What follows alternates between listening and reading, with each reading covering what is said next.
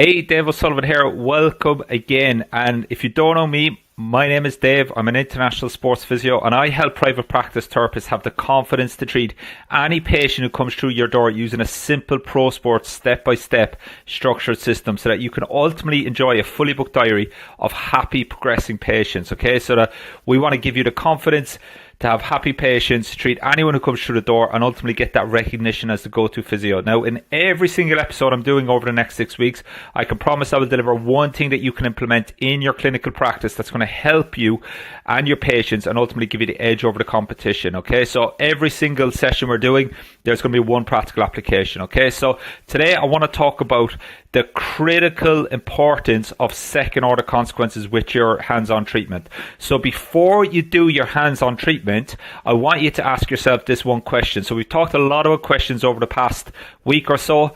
This question is going to help you focus, okay? So questions help focus our minds, okay? And we've done a lot of that as we are building out our step-by-step system over the last week or so, okay?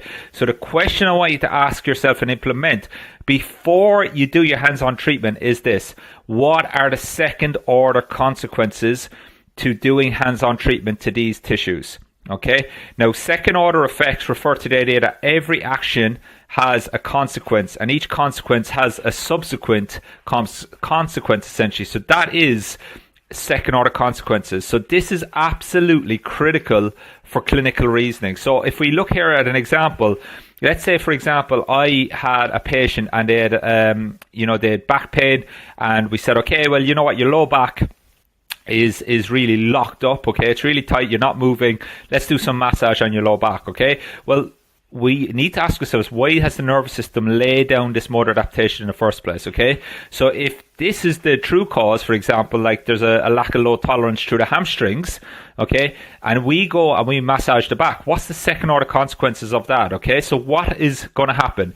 There's probably going to be good outcomes, okay, which may be, yeah, I feel a little bit looser, but is there going to be bad outcomes as well, okay? And is the bad outcome where when you go to bend down later on, you react negatively and you lock up again, okay? You put your hand up if you've ever been there. I've done that to many patients over the years, and there's absolutely nothing worse. When you do your hands-on treatment, to get off the bed, I shouldn't be laughing, and they'll lock up. There's absolutely nothing worse in the world, okay? And it was only after I'd done this again that I said, I'm missing something here. And that's when then I came across second order thinking with mental models, and everything changed, okay? Whereas in this scenario, what you're going to find is that if this is the clinical scenario and you find this with your assessment, what we could do is go, okay, well, the second order consequences of doing a hands-on treatment to low back, that's going to react then in, let's say, we're taking away this stability component that the nervous system feels it needs, okay? What about if we increase the low tolerance through the hamstrings? What's the second order consequences of that?